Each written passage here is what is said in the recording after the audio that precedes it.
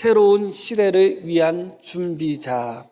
여기서 준비자는 다윗을 이야기하고 있습니다. 지난주의 말씀을 기억하시면서 말씀을 들으시면 되겠습니다. 다윗은 하나님의 법궤를 모셔오고자 하는 간절한 열망이 있었습니다. 무엇보다 진실됐고 무엇보다 열심히 있었던 것은 분명했습니다. 그런데 그 하나님의 법궤를 모셔오는 과정 속에서 우사라는 사람이 법궤를 만짐으로 말미암아 그 자리에서 죽게 되죠. 그래서 하나님 법궤를 모셔오는 일을 멈추고 중단하게 되었습니다. 가장 즐겁고 가장 행복한 순간이었음에도 불구하고 그 순간이 가장 끔찍하고 또 가장 두려운 순간으로 바뀌었던 것이죠. 다윗 마음속에는 처음에는 분노의 마음이 생겼던 것입니다. 하나님을 향해서 정말 최선을 다했는데 무엇이 잘못됐는지 왜 이런 결과가 생겼을까? 그래서 다윗이 노했다고 표현합니다. 그런 후에 다윗 마음속에 함께 찾아온 마음은 두려운 마음이었습니다. 이래서 내가 하나님을 모실 수 있을까? 이래서 내가 하나님의 법궤를 모실 수 있을까? 하나님을 향하여 최선을 다했는데도 이런 결과가 찾아온다면 하나님의 법궤를 모실 수 없겠구나. 그런 생각을 다윗이 하게 된 것입니다. 그래서 하나님의 법궤를 오벳 에돔이라는 사람 집으로 하나님의 법궤를 옮겨가죠. 거기서 3개월이 지나는 동안 하나님이 오벳 에돔 집에 많은 은혜와 복을 주셨다고 이야기합니다. 그것을 보고 다윗은 다시 용기를 얻습니다. 내가 하나님의 법궤를 다시 모셔와야 되겠다 하면서 다윗이 한 가지 깨달은 것이 있습니다. 하나님을 향하여 최선을 다했고 열심을 다했음에도 불구하고 왜 이런 안 좋은 결과가 생겼을까? 그것을 생각하다가 다윗이 깨달음을 얻었는데 그것이 바로 역대상 15장에 있는 말씀입니다. 한번 보겠습니다. 전에는 너희가 매지 아니하였으므로 우리 하나님 여호와께서 우리를 찢으셨으니 이는 우리가 규례대로 그에게 구하지 아니하였습니다. 하나님께서 우리를 찢으셨다. 왜냐하면 하나님의 규례, 하나님의 법도 하나님의 말씀대로 구하지 않았기 때문에 그렇다. 그것을 다윗이 깨달은 것입니다. 아무리 의도가 좋고 아무리 마음의 그 뜻이 좋고 아무리 정성과 열심이 많다 할지라도 하나님 법에서 하나님 규범에서 하나님의 말씀에서 벗어날 수는 없다 하는 것을 다윗이 깨달았던 것입니다. 그래서 우리가 하나님의 법도대로 하나님의 규범대로 묻지 않았구나. 하나님이 그래서 우리를 치셨구나. 다윗은 깨닫게 된 것이죠. 그 깨달음 속에서 다윗은 두 가지의 신경을 쓰게 됩니다. 이전에는 레위 사람이나 제사장이나 선지자들과 상의하지 않았습니다. 그러나 이제 다윗이 다시 하나님의 법궤를 모셔오는 데 있어서 레위 사람과 제사장들과 선지자들과 상의하게 됩니다. 그러면서 다윗이 두 가지의 신경을 쓰게 되었습니다. 그 두 가지는 무엇이냐면 하나는 찬양되고 하나는 문지기였습니다. 왜 그런가?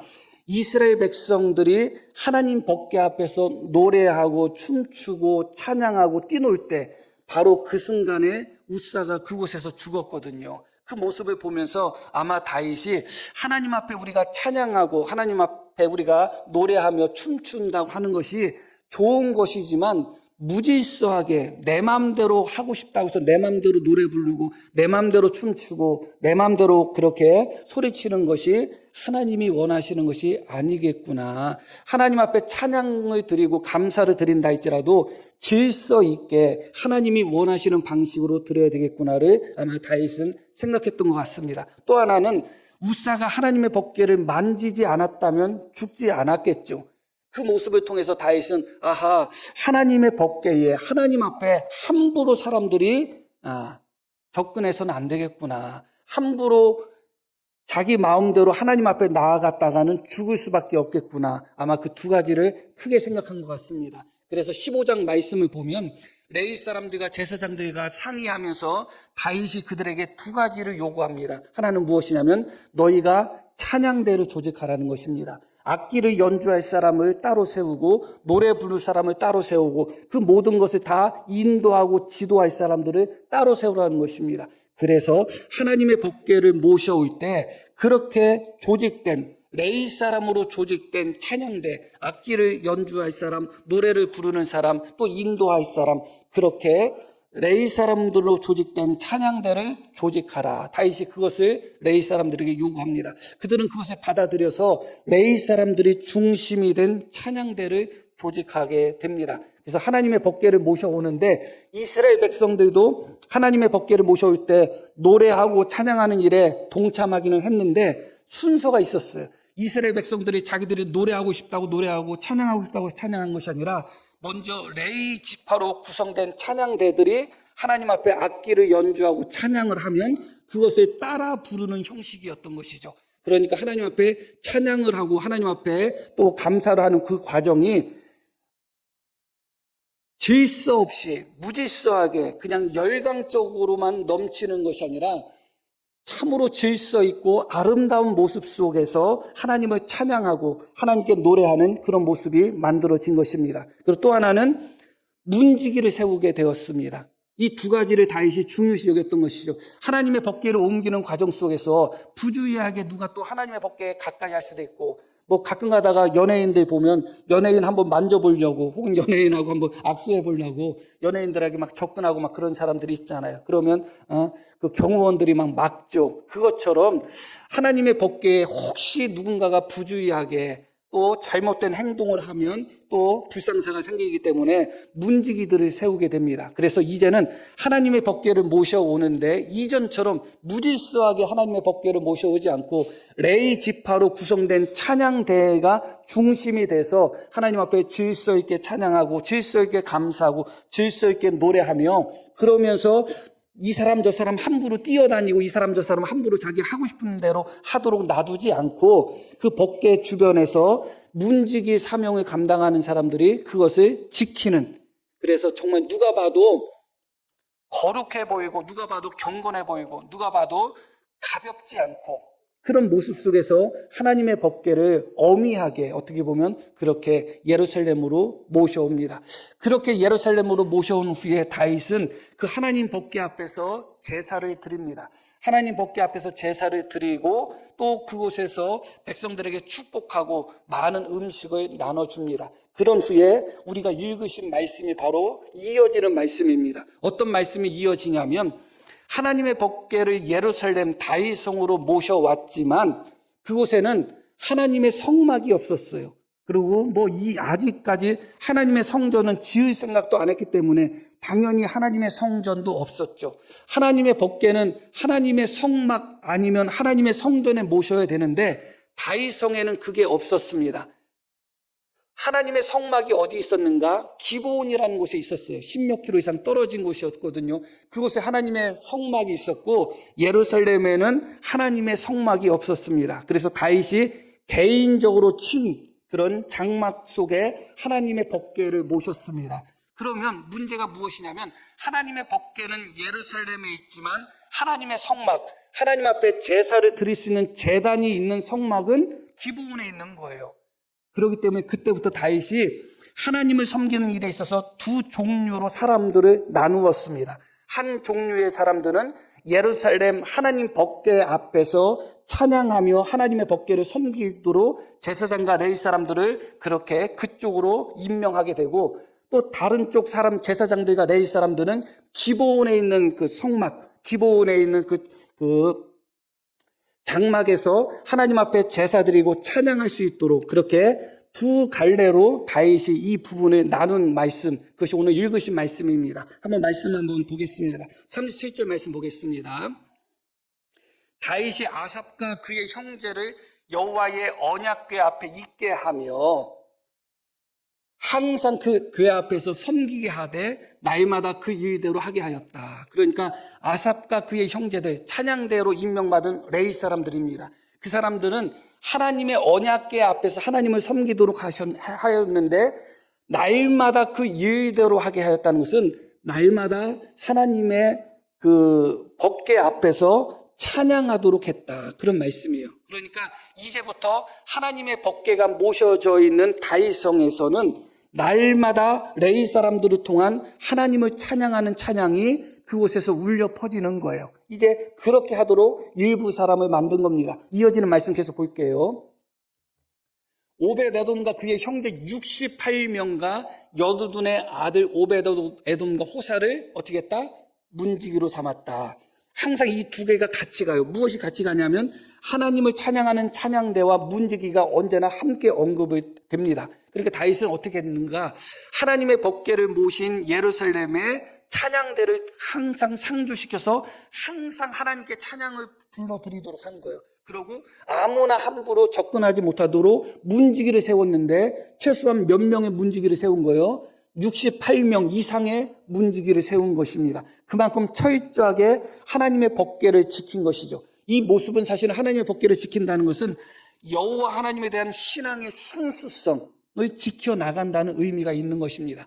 그러고 이어지는 말씀 보겠습니다. 계속 제사장 사독과 그의 형제 제사장들에게는 기브온 산당에서 여호와의 성막 앞에 모시게 하였다. 나머지 제사장들과 나머지 레위 사람들은 어떻게 했는가? 기브온에 있는 성막 그곳에서 하나님을 섬기게 했다. 그겁니다. 이어진 말씀 계속 볼게요. 항상 아침 저녁으로 번제단 위에 여호와께 번제를 드리되 여호와의 율법에 기록하여 이스라엘에게 명령하신 대로 다 준행하게 하였고, 계속 또 여호와의 인자하심이 영원하심으로 그들과 함께 헤만과 여두둔과 그리고 택함을 받아 지명된 나머지 사람을 세워 감사하게 하였고, 또 그들과 함께 헤만과 여두둔을 세워 나팔과 재금들과 하나님을 찬송하는 악기로 소리를 크게 내게 하였고, 또 여두둔의 아들들에게 문을 지키게 하였더라. 이렇게 말씀이 이어지고 있습니다. 자, 다시 정리하면 다윗이 하나님의 법궤를 예루살렘으로 모셔옴으로 말미암아 법궤는 예루살렘에 있고 하나님의 성막은 기브온에 있었어요. 그렇기 때문에 제사장들과 레위 사람들을 나누어서 일부는 하나님의 법궤가 있는 예루살렘에서 하나님을 섬기게 하였고 일부는 하나님의 성막이 있는 기브온에서 하나님을 섬기도록 했습니다. 근데 제사는 어디서 이루어졌다고요? 기브온에서 이루어진 겁니다. 왜 솔로몬이 하나님의 법궤가 예루살렘에 있는데 왜 기브온에 가서 일천 번제를 드렸는가? 그곳에 하나님의 성막이 있었기 때문에 그래요. 그래서 솔로몬이 그곳에서 일천 번제를 드린 겁니다. 그런데 이전과 가장 달라진 것이 무엇이냐면 문지기들이 법궤와 성막을 철저하게 지켰다는 거예요. 철저하게 지켰다는 거. 또 하나는 무엇이냐면 이전에는 하나님께 제사를 드릴 때 광야 성막이나 그 이후의 성막에서 하나님 앞에 제사를 드릴 때 찬양이 없었어요. 찬양이 없이 그냥 짐승을 잡아서 짐승의 피를 드리고 짐승을 잡아서 짐승의 고기를 불을 태워서 죽이는 것, 그게 제사예요. 그래서 이전에는 하나님의 성막, 하나님의 성소에서 제사를 드리면 그 제사는 오직 짐승을 죽여 짐승의 피와 짐승의 고기로 불태워서 하나님 앞에 드리는 것밖에 없어요. 그런데 이제부터 어떤 변화가 생겼는가? 하나님이 계시는 법궤가 있는 곳과 하나님께 제사 드리는 성막에서 날마다 하나님을 찬양하는 찬양이 울려 퍼지는 거예요. 아주 다르겠죠. 하나님이 처음에 모세를 통해서 성막을 만들고 거기에 필요한 모든 기구들을 만들게 하시고 그것을 구별하여 사용하게 할 때 무엇을 명령하셨냐면 향기름을 발라서 그것을 구별하라고 하나님이 명령하셨어요. 그러니까 원래 성막은 향기름을 바르는 거예요. 다 성막에서 사용되는 모든 기구는 다 향기름을 발랐거든요. 그 의도가 분명히 있으신 거죠. 거기서 무엇이 풍겨나기를 원하신 거예요? 악취가 아니라 하나님의 성수에서 향내가 나오기를 원하신 거예요. 그럼에도 불구하고 그때까지는 하나님의 성소에서는 찬양이 울려 퍼지는 곳이 아니에요. 어떻게 보면 너무 삭막하고 너무 두렵죠. 소 잡고 양 잡고 염소 잡고 피 흘리고 뼈 발라내고 불태우고, 그것이 지금까지 성소의 모습이었다는 거예요. 믿음이 있는 사람들이었다 할지라도 하나님 성소를 가까이 한다는 것이 어떻게 보면 혐오스럽게 느껴질 수도 있었겠죠. 그 하나님의 성소에 아무리 향기름을 발라서 아무리 향내를 내려고 했다 할지라도 날마다 짐승을 몇십 마리 몇백 마리씩 잡아가지고 제사 드리는 곳에서 피비린내가 안 날 수가 없는 거예요. 그러다 보면 하나님의 성막이다, 하나님의 성소다, 하나님의 법궤가 있는 곳이다 하면서 즐거워하고 기뻐하고 사모해야 되는데도 그 마음이 멀어질 가능성이 크죠. 근데 이제부터 다윗 때부터 어떤 일이 벌어졌느냐? 하나님의 성막, 하나님의 성소에서 날마다 음악이 나오는 거예요. 날마다 찬양의 소리가 울려 퍼지고 날마다 하나님을 향한 악기 소리가 울려 퍼지는 거예요. 성소 주변에 지나가다 보면 찬양하는 소리가 들리는 거예요. 악기 소리가 들리는 거예요. 이전과 다른 거죠. 그리고 하나님 앞에 제사를 드릴 때마다 이전에는 제사를 드리는 것으로 끝냈는데 이제부터는 하나님께 제사를 드릴 때 찬양대원인 레위 사람들은 그 옆에서 무엇을 하느냐? 하나님 앞에 찬양을 울려 노래 부르고 하나님 앞에 그렇게 영광을 돌리는 것입니다. 이제 성수의 모습이 달라진 거예요. 지난 시간에 새로운 시대, 또 오늘 말씀도 새로운 시대와 관련이 되는데 본질적으로 조금 구체적으로 새로운 시대는 어떤 시대냐? 이제 다윗 이후로부터 어떤 새로운 시대가 시작이 되냐면 성전 시대가 시작이 돼요. 그전까지는 성막 시대였어요. 그러나 이제부터는 성전 시대가 되는 거예요. 그런데 물론 다윗이 하나님 앞에 성전을 지어드리지는 못했어요. 그러나 성전을 지어드리지는 못했지만 성전에 관계된 모든 제도를 누가 만들었느냐? 다윗이 만들었어요. 그리고 성전을 짓는 데 필요한 많은 그런 필요한 준비물 누가 준비했느냐? 다윗이 준비했어요. 그리고 성전을 건축할 성전터 그 장소도 누가 결정했느냐? 다윗이 결정했어요. 그러니까 하나부터 열까지 새로운 성전을 위한 준비를 다 다윗이 했어요. 성전을 건축하기 위한 재료도 다윗이 거의 준비했고 성전이 건축돼서 하나님 앞에 제사를 드리고 섬길 때 그 모든 제도들도 다윗이 다 세웠습니다. 그리고 성전을 어떻게 지어야 되는지 설계도도 다윗이 하나님께 받았어요. 그리고 성전을 건축할 장소, 터도 다윗이 발견하여 이곳이 하나님의 성전이다 하였죠. 그것이 바로 아라우나의 타작마당이고 또 모리아 산 바로 그곳입니다. 모든 성전에 관계된 것, 직접 성전을 건축하지만 않았지 새로운 성전 시대를 위한 모든 것을 누가 준비했느냐? 다윗이 준비했습니다. 이제 새로운 성전의 시대가 되면 성막의 시대와 아주 다른 그런 차이점이 있어요. 성막의 시대 때는 성막이 아주 작습니다. 작고 법궤를 여기저기로 옮겨 다니던 시대예요. 하나님의 법궤를 두려워하긴 했지만 여기저기로 옮겨 다니고 그때는 하나님 앞에 성소에서 제사만 드리던 때란 말이죠. 그러나 이제 성전을 건축하면 으리으리하게 건축하고 그 규모도 엄청 큽니다. 딸린 방들도 엄청 많고 거기서 할 일도 많고 또 이전처럼 레위 사람들이 하나님의 법궤를 옮겨 다닐 필요도 없어요. 성전에 하나님의 법궤가 고정되어 있기 때문에 그래요. 그렇기 때문에 이전과 다른 모습으로 하나님을 섬겨야 되죠. 제가 드리고 싶은 말씀은 바로 여기에 있는 거예요.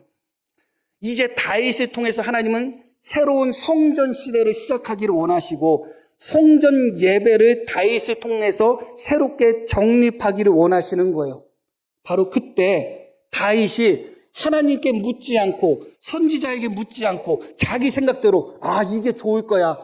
이게 좋을 거야. 저게 좋을 거야 하면서 자기 생각대로 성전 예배를 조직하고 그것을 만들었다면 그것은 정말 하나님 앞에 큰 죄가 아닐 수가 없는 거죠. 새로운 성전 시대에 성전 예배를 새롭게 정립하고 새롭게 조직하고 새롭게 성전 시대를 만들어갈 다윗이 하나님께 묻지 않고 자기 마음대로 해서는 안 되는 일이었던 것이죠. 그래서 하나님은 우사를 통해서 그 사건을 통해서 모든 것을 하나님께 묻고 하나님 뜻대로 그것을 할 수 있도록 다윗에게 경고하시고 교훈하신 겁니다. 그래서 이제부터는 다윗이 하나님의 성전에 관한 모든 규례들, 제사장들이 어떻게 또 레위 사람들이 또 어떻게 조를 짜고 어떻게 섬기고 그 모든 것을 누가 했느냐? 다 다윗이 조직합니다. 그게 어디부터 나오느냐? 역대상 23장부터 나와요. 돌아가서 읽어보시면 좋습니다. 다 다윗이 조직을 다 해버려요. 하나부터 열까지 다 조직을 합니다. 그런데 그 과정 속에서 가장 두드러지게 나타나는 두 그룹이 말씀드렸듯이 찬양을 부르는 찬양대 그룹과 성전을 지키는 문지기 그룹이에요. 그것이 가장 중요하게 나타나요. 그래서 역대상 25장에는 찬양대 조직이 쫙 나오고 26장에는 문지기 조직이 쫙 나와요. 그 정도로 찬양대와 문지기에 있어서 아주 중요한 의미를 거기에 담고 있었죠. 그런데 그 과정에 있어서 다윗이 홀로 그것을 지켜나간 것이 아님을 우리가 말씀을 통하여 배우게 되는데, 자, 한번 역대상 9장 말씀 한번 보겠습니다.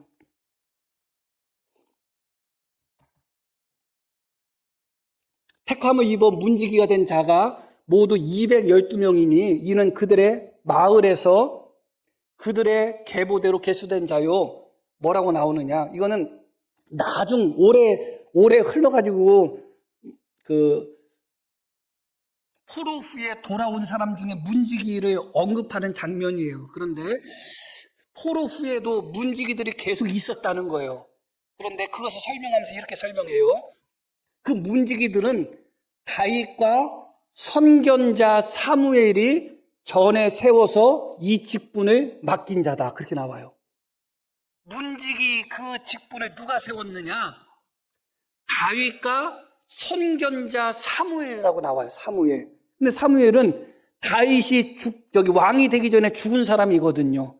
그러면 어떻게 사무엘이 이것을 세웠을까? 또 그때 당시에 사무엘이 제사장으로서 또 선지자로서 사역할 때 하나님의 법궤를 빼앗겨서 하나님의 법궤는 기랏 여아림에 방치된 상태였거든요. 그때 하나님 선지자 사무엘이 어떻게 이 문지기의 직분을 세웠을까? 아마 다윗에게 그 부분을 권면하지 않았을까? 그렇게 생각하는 겁니다. 왜 사무엘이 그 부분에 중요성을 두었는가? 사무엘의 어렸을 때의 모습이 사무엘상 3장에 나옵니다. 한번 볼게요. 사무엘이 아침까지 누웠다가 여호와의 집의 문을 열었으니 그 이상을 엘리에게 알게 하기를 두려워하더라. 사무엘이 어렸을 때예요. 몇 살이었다고는 말하지 못하지만 어렸을 때인데, 어렸을 때 어디에서 사무엘이 잠을 잤다는 거예요? 여호와의 집에서 잠을 자고 일어나서 무엇을 했다는 거예요? 하나님의 성전 여호와의 성막의 문을 사무엘이 열었다는 거예요. 쉽게 말씀드리면 어렸을 때 사무엘이 성전 문지기를 역할을 했다는 거예요. 그런데 그 성전 문지기 중요한 역할을 애한테 맡겨버린 거예요. 얼마나 우습게 봤으면. 그렇기 때문에 아마 사무엘이, 그러니까 하나님의 법궤를 그냥 가져가고 싶으면 마음대로 가져가고, 또 하나님 앞에 제사 드릴 때도 제사장이 받을 몫이 있고 제사장이 받으면 안 되는 몫이 있는데 자기 마음대로 하고. 문지기들은 누구냐? 뭐 하는 사람이냐? 하나님의 성전의 문을 열고 닫고 하고 하나님의 성전에 들어올 자 나갈 자를 막아서는 역할을 하는 사람들이 문지기예요. 들어와서는 안 된 사람이 들어올 때는 막아서는 거예요. 그리고 문지기들은 하나님의 성전에 있는 기구들을 관리하는 사람이에요. 그리고 하나님 성전에 곳간에 있는 그런 재물들이나 그런 양식들, 그런 모든 것들을 다 문지기들이 철저하게 관리를 합니다. 그게 문지기의 역할인데 애한테 여호와의 성전을 맡겨놓은 거예요. 애한테. 아무리 사무엘이 훌륭하고 정말 신실하다 할지라도 하나님의 성전을 지키는 일을 애한테 맡겼다는 것은 그만큼 그때 당시에 하나님에 대한 경외심이 그만큼 부족했다는 거예요. 네가 해. 이 정도 수준이었다는 것이죠. 그래서 그때 당시에 엘리의 아들들은 여호와의 제사를 멸시했다. 하나님을 멸시했다. 그런 때니까 성전 문지기를 이 사무엘 같은 사람에게 맡긴 거죠. 그렇기 때문에 사무엘이 문지기로서 자기의 경험도 있기 때문에 얼마나 그것이 중요한지, 하나님의 성전을 지킨다는 것, 하나님의 법궤를 지킨다는 것, 하나님의 성전이 오염되지 않도록, 죄에 오염되지 않도록, 세상에 오염되지 않도록 하나님의 성전을 지켜나가는 문지기의 역할이 얼마나 중요한지 알았던 거죠. 그래서 아마 사무엘이 다윗이 왕이 될 것을 알았기 때문에 아마 다윗에게 권고를 했을 것입니다. 내가 당신이 왕이 되면 하나님 성전에 꼭 문지기를 세워야 됩니다. 이게 너무너무 중요합니다. 아마 선지자 사무엘이 그것을 이야기한 것 같습니다. 제가 이 말씀을 드리는 이유 중에 하나는 무엇이냐? 다윗이 문지기를 세운 것도 결국은 자기 생각으로 세운 것이 아니다. 선지자 사무엘의 영향으로 세운 것이고 그것은 곧 하나님께 물은 결과와 동일하다. 그렇게 이해하시면 될 것 같습니다. 찬양대도 마찬가지입니다. 찬양대도 역대하 29장 25절 한번 보겠습니다.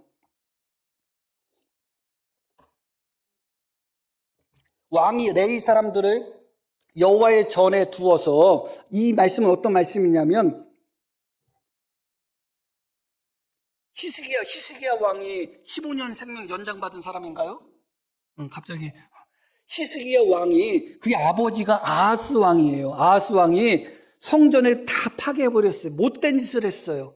그래서 히스기야가 왕이 된 후에 그 아버지 아하스 왕이 파괴한 성전을 다시 정결하게 새롭게 회복하면서 그 과정 속에 있는 말씀이에요. 자, 이렇게 말씀이 나와요.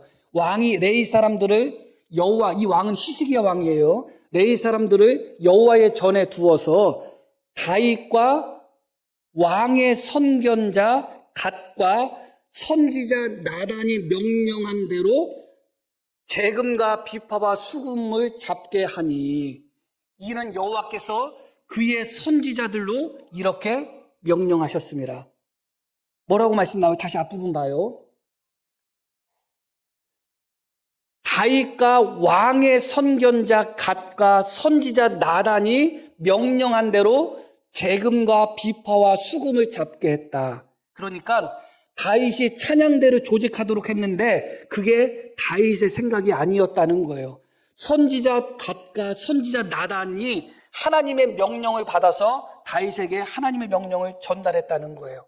그러니까 이제부터 다윗이 새로운 시대, 성전 시대의 새로운 예배를 다시 정립해 가는데 자기 생각으로 정립한 것이 아니라 하나님의 선지자들을 통하여 하나님의 말씀을 듣고 하나님 뜻대로 그것을 정립해 간 거예요. 너무너무 이게 중요한 겁니다. 세상이 변한다 할지라도 변해서는 안 되는 것이 있거든요. 본질은 변해서는 안 되는 거예요. 그런데 변해야 될 것과 변하지 말아야 될 것을 우리가 서로 혼동할 때가 있어요. 서로 바꿀 때가 있어요. 끝까지 붙들고 나가야 되는 것을 끝까지 붙들지 않고 세상이 변했으니까 우리도 변해야지 할 때가 있단 말이죠. 아무리 성막 시대에서 성전 시대라고 그렇게 바뀐다 할지라도 사람 중심이 될 수는 없는 거예요. 하나님 중심이 돼야 되는 거죠. 아무리 성전 시대가 되었다고 해서 인간의 편리한 대로, 인간의 즐거움대로 그것을 활용할 수는 없는 것입니다. 언제나 성전에는 하나님이 중심이 돼야 되는 것이고 그곳에는 하나님의 법궤가 중심이 되고 시대가 바뀌었다 할지라도 아무나 함부로 할 수 없습니다. 그리고 이제 성전으로 바뀌었기 때문에 방들도 많고 문들도 많고 규모가 너무 커요. 그렇기 때문에 한두 사람의 문지기가 있어서는 안 됩니다. 그래서 나중에 다윗이 몇 명의 문지기를 세우느냐? 4,000명의 문지기를 세워요. 그리고 찬양대원을 몇 명 세우냐? 4,000명을 세워요. 그런데 이 4,000명이 다 문지기로 또 4,000명이 다 찬양대로 일하는 것이 아니라 24개 조로 나누어 가지고 4,000명 나누기 24하면 마장로님 바로 나오시나요? 여하튼 그 숫자가 일주일씩 돌아가면서 찬양하고 성전을 지키는 거예요. 그런데 4,000명 나누기 24에도 엄청난 숫자도 그 숫자들이 문지기로서 또 찬양대로서 성전을 지키고 날마다 성전에서 찬양을 하나님 앞에 돌리는 것이죠. 그런데 이 모든 것이 다윗의 생각이 아니라 어땠다? 선지자들을 통하여 하나님이 명령하신 것이다. 그런데 더 놀라운 장면이 있어요. 그것은 바로 무엇이냐면 그렇게 세움받은 찬양대 중에 3명의 찬양대장이 있어요. 3명의 찬양대장이 누구냐? 헤만과 아삽과 여두둔이에요. 이 3명의 찬양대장이 있거든요. 레위 사람이에요. 그런데 이 3명에 대해서 성경이 뭐라고 이야기하는지 그 부분만 한번 찾아보겠습니다. 자, 역대상 25장 한번 보겠습니다. 5절.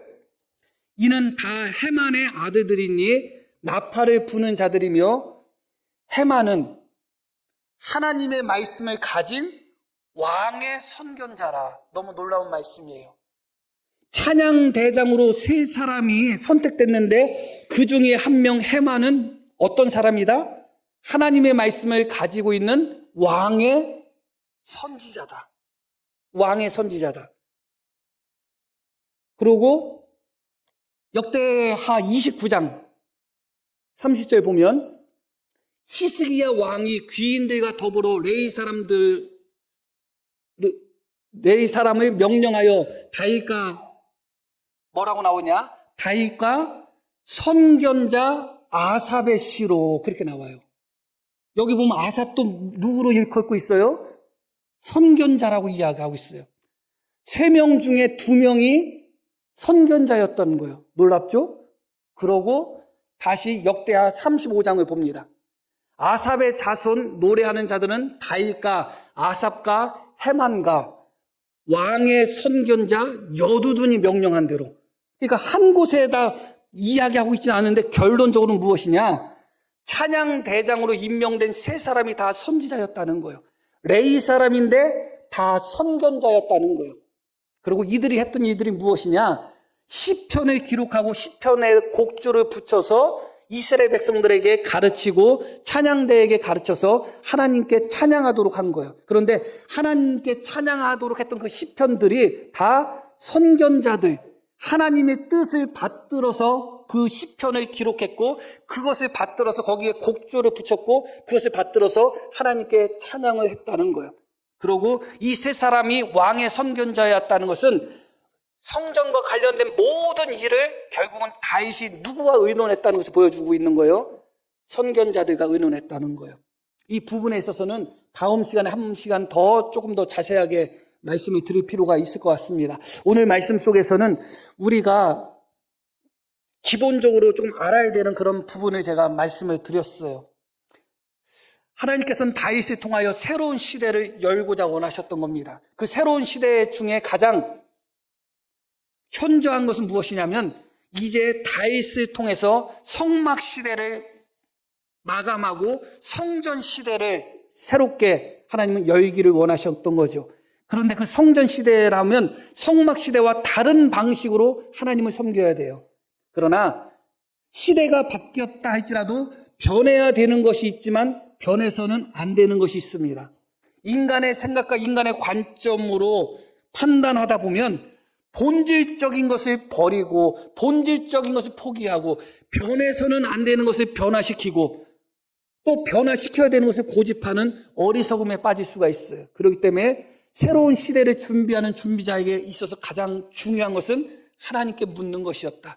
하나부터 열까지 물어서 하나님이 원하시는 것을 철저하게 변화시킬 것은 변화시키고 끝까지 붙들고 나갈 것은 끝까지 붙들고 나가는 그런 사명이 다윗에게 있었던 것이고, 그 과정 속에서 다윗은 그 주변의 선지자들과 레위 사람들과 제사장들과 모든 것을 상의하며 하나님의 뜻을 물었던 거예요. 심지어 찬양 대장으로 그렇게 임명받았던 3명 모두 다 예외 없이 다 하나님의 선지자였고 왕의 선견자였다는 것은 여기서 우리가 정말 얻을 수 있는 교훈이 분명히 클 수밖에 없는 것입니다. 그렇게 하나님은 다윗을 통하여 새로운 시대를 열었던 것입니다. 하나님이 중심이 되는 새로운 시대, 하나님의 본질이 훼손되지 않고 변화시킬 것은 변화시키고 하나님 중심이 또 하나님의 말씀이 오염되지 않고 지켜나갈 것은 지켜나가는 그런 새로운 시대가 다윗을 통해서 열린 것이죠. 그 후로 나는 이제 교회 시대가 열린 것이고 우리는 지금 교회 시대를 살아가고 있는 것입니다. 그리고 교회 시대가 열린 지 2000년 이상이 흘렀지만 지금과 같이 세상이 말할 수 없을 정도로 현저하게 바뀐 때에 살아가는 사람들은 없습니다. 그만큼 지금 시대의 교회는 많은 고민을 할 수밖에 없는 거예요. 우리가 어떻게 해야 되는가? 어떻게 변화해야 되는가? 시대가 변하면 변화돼야 되는 것이 분명히 있어요. 그런데 자칫 잘못하다 보면 하나님께 묻지 않고 하나님의 뜻을 구하지 않고 본질을 찾지 않다 보면 버려서는 안 되는 것을 버리고 포기해서는 안 되는 것을 포기하고 가져와서는 안 되는 것을 가져와서 도리어 하나님의 교회를 변화시키는 것이 아니라 오염시키는 결과가 나올 수밖에 없는 것입니다. 그렇기 때문에 지금 우리 시대는 더더구나 중요한 시대인 것입니다. 이렇게 따라갈 수 없을 정도로 변하는 시대에 어디까지 하나님의 교회가 변화돼야 되는가? 하나님이 원하시는 말씀과 진리를 포기하지 않고 무엇이 본질이고 무엇이 비본질인가? 우리가 무엇을 변화시켜야 되고 무엇을 끝까지 붙들고 나가야 되는가? 그것을 선택할 때 하나님께 묻지 않고 인간적인 욕심으로 선택하고 인간적인 그런 생각으로 선택하고 세상의 방식으로 그렇게 변화시켜 나가다 보면 교회는 말도 못하도록 세속화될 수밖에 없고 말도 못하도록 타락할 수밖에 없습니다. 많은 교회가 변화를 원하고 있고 변화를 시도하고 있고 도전하고 있습니다. 그러나 많은 교회가 본질적인 것을 붙들지 못하고 변화시켜서는 안 되는 것을 변화시키고 포기해서는 안 되는 것을 포기하다 보니까 그 변화가 아니라 도리어 교회의 부패가 되고 배교가 되고 오염이 되는 그런 현실 속에 있는 것입니다. 마지막 때는 어떤 시대느냐? 배교의 시대입니다. 배교의 시대라는 것은 결국은 하나님의 진리를, 하나님의 말씀을, 하나님의 뜻을 저버리는 것이 배교인 것이죠. 왜 그럴까? 세상을 쫓아가며 변화시킬 때 하나님께 묻지 않고 하나님이 기준이 되지 않고 자꾸 세상이 기준이 되고 인간이 기준이 되고 내 생각이 기준이 돼서 변화시켜 가다 보니까 교회가 점점 하나님을 닮아가지 않고 세상을 닮아가는 배교의 모습으로 갈 수밖에 없는 것입니다.